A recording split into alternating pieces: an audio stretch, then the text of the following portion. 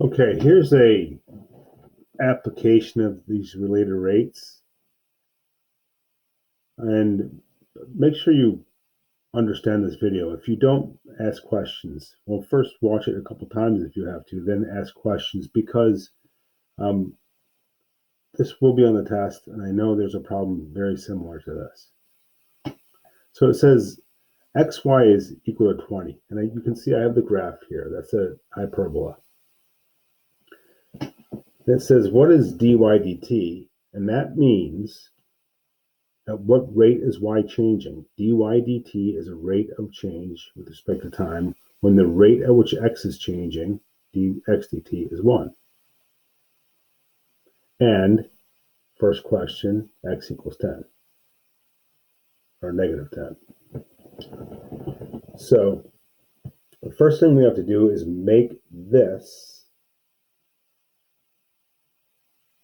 a related rates equation. To make it a related rates equation, you differentiate both sides with respect to t. So it's a product. First times the derivative of the second with respect to t plus the second times the derivative of the first equals the derivative of 20 with respect to t is 0. The derivative of 20 with respect to anything is 0.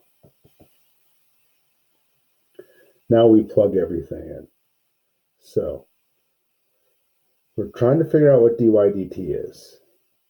So this one, we don't need to plug anything in for. That's what we're looking for. It says x is negative 10. So let's start negative 10 times dy dt equals, or no, I'm sorry, plus y. Y is not given, but we need y because we already have one unknown variable. So when y is not given, well, think about where we would get y. I hope you did think about it, and I hope you have gotten your answer. X times y equals 20. So we already said that x equals negative 10, so we know negative 10 times y must equal 20, so y equals negative 2. And dx dt is given to be 1. We're going to solve this. It's simple algebra. Dy dt is going to be positive 2 over negative 10, which is negative 1 over 5. Very important point here. This negative means that dy dt is getting smaller. So if you look at the graph, by the way, at x equals negative 10, which is way out here, we're right here. And you can see y equals negative 2, just like we said. But now, if dx dt is changing at 1, that means this point is moving in a positive direction because this is positive 1 along the x-axis because dx dt means x is changing at 1. And now we're just asking, well, how is y changing? Well, if you're moving to the right because dx dt is positive, this graph would force this point to start going down, which means y is decreasing, but not too quickly, only at a rate of negative 1/5. So what happens at x equals negative 5? That's the next one. And so what happens right here? Well, we're going to use the same equation because nothing changes. The only thing we've changed so far from B to A is the fact that now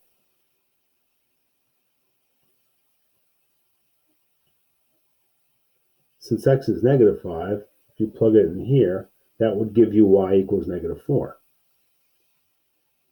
So we have -4 times dx dt now.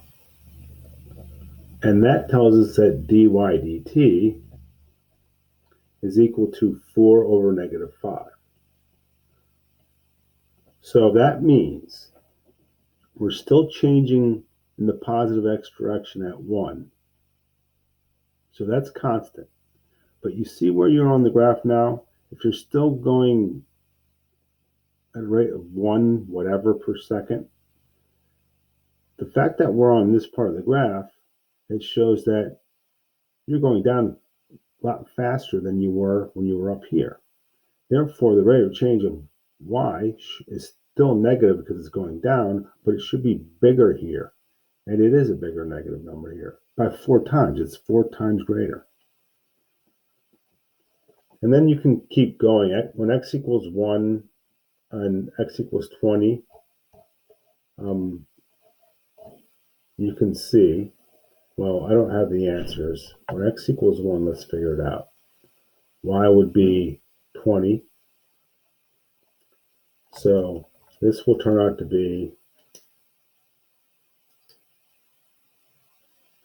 1 dy dt equal or plus 20 times dx dt equals 0.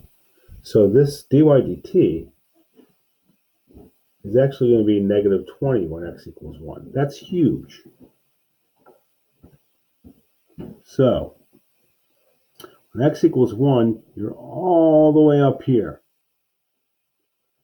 If x is still going to the right at 1, and you're way up here on y, that's going to go down really, really, really fast, which is indicated by the -20.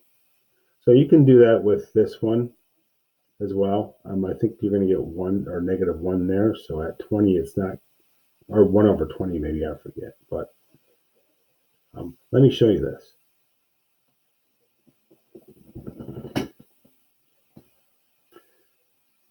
We said that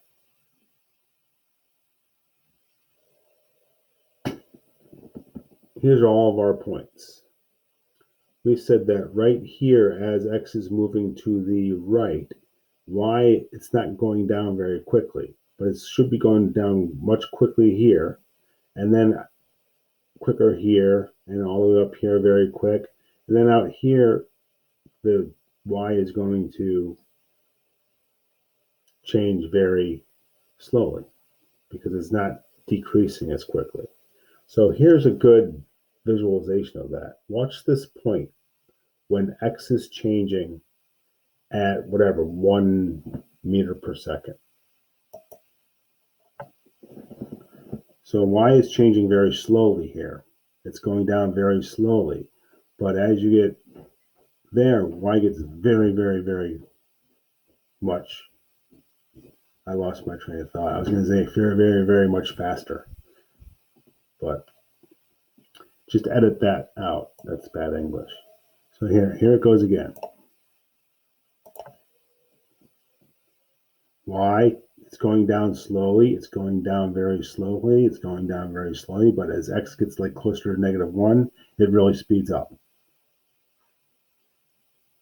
And then as x gets higher, like at 20, it's not going down as quick. So that's a good visualization of what we did here. It might be hard to comprehend at first. It might take a couple looks. I want you to try to figure out what dy dt at 20 is.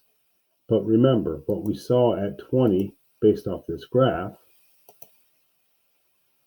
is it's going to be going down very, very slowly at 20, which makes sense. So good luck with that.